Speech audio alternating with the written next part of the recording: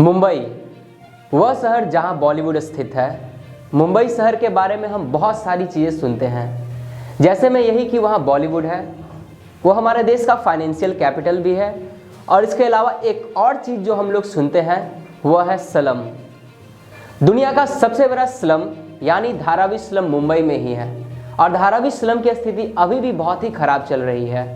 वहाँ की परिस्थिति को दिखाने के लिए बहुत सारी मूवीज़ भी वहाँ पर बनी थी, जैसे में स्लमडॉग मिलियनेयर, जिसमें दिखाया गया था वहाँ की चीज़ों को। उसमें यह भी देखा गया था कि वहाँ की डेवलपमेंट अभी ज़्यादा नहीं हुई है, और इसके लिए इस फिल्म को क्रिटिसाइज़ भी किया गया था कि इसे इस तरह से क्यों दिखाया जा रहा है।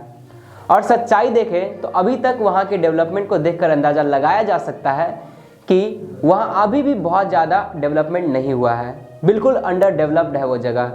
अब इसी चीज़ को देखते हुए धारावी स्लम का रीडेवलपमेंट प्रोजेक्ट का फाइनल अप्रूवल दे दिया गया है, और यह अप्रूवल अडानी प्रॉपर्टीज़ को मिला है। जी हाँ, यह प्रोजेक्ट अडानी ग्रुप को ही मिला है, और करीब 5000 करोड़ से भी ज़्यादा का इन्होंने बिड लगाया था।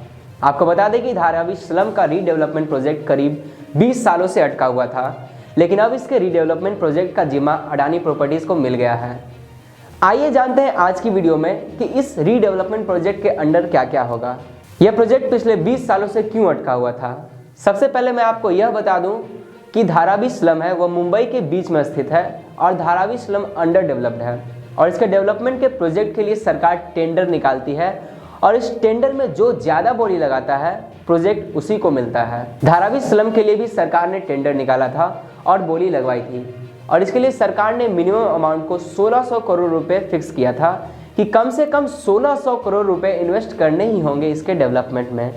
तो इसकी बोली में 2 कंपनियां भिड़ी हुई थी, इससे ज़्यादा भी थी, लेकिन लास्ट तक 2 कंपनियां ही रहीं, एक अडानी प्रोजेक्ट और दूसरा DLF। और इस प्रोजेक्ट के लिए अडानी प्रॉपर्टीज़ ने 5000 करोड़ से भी ज़्यादा की बोली लगाई, और वहीं दूसरी ओर DLF कंपनी ने 2025 करोड़ रुपए की बोली लगाई थी। तो यह कॉन्ट्रैक्ट अडानी प्रॉपर्टीज़ को मिल गया है। तीसरी बोली लगाने वाली कंपनी श्री नमन डेवलपर्स की टेक्निकल कारणों के चलते बोली को खोला नहीं गया। इसका मेन मकसद यही है कि धारावी का नक्शा चेंज करना है, उसे रीडेवलप करना है, बेटर फैसिलिटीज प्रोवाइड करनी है। मैं आपको यह भी बता दूं कि 2019 में भी धारावी स्लम के लिए बोली लगी थी, और इस बोली में अडानी ग्रुप हार गए थे। धारावी स्लम का रीडेवलपमेंट प्रोजेक्ट लगभग 20 सालों से अटका हुआ है। जी हाँ, दुनिया का सबसे बड़े स्लम की डेवलपमेंट प्रोजेक्ट 20 सालों से अटकी हुई है। लेकिन यह भी जान ले कि वह स्लम एरिया तो है, लेकिन उस एरिया की रियल एस्टेट में वैल्यू बहुत ही ज़्यादा है, क्योंकि एक तो मुंबई के बीचों बीच है, और मुंबई जैसे महंगे शहर में ज़मीन की कीमत का तो आप अंदाज़ा लगा ही सकते हैं।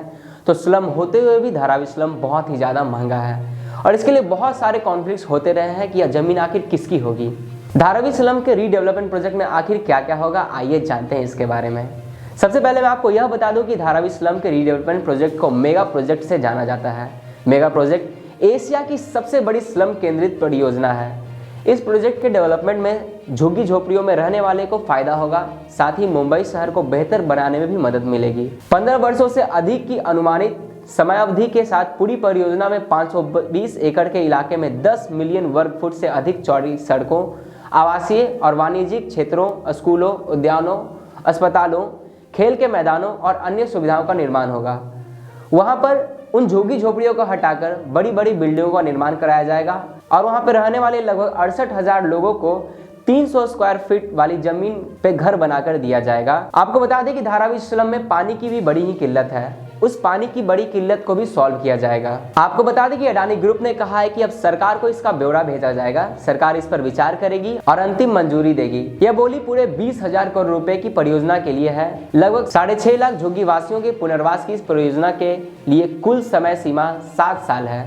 परियोजना 2.5 वर्ग किलोमीटर क्षेत्र में फैली हुई है।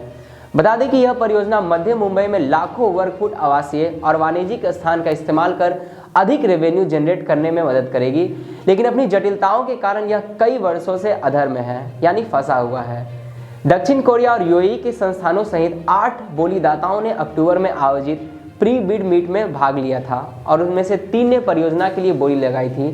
मुंबई का नमन ग्रुप तीसरा बोलीदाता था, लेकिन उसकी बोली योग्य नहीं पाई गई। सरकार ने बोली का चयन करने के लिए कम से कम 20,000 करोड़ रुपए के समेकित शुद्ध मूल्य की मांग की है। उच्चतम बोली लगाने वाले को परियोजना देने से पहले तकनीकी और वित्तीय योग्यता दोनों का मूल्यांकन किया जाएगा। फिलहाल आज के वीडियो में बस इतना ही। ऐसे ही अपडेट्स के लिए बने रहे हमारे साथ प्राइम लाइव पर। धन्यवाद।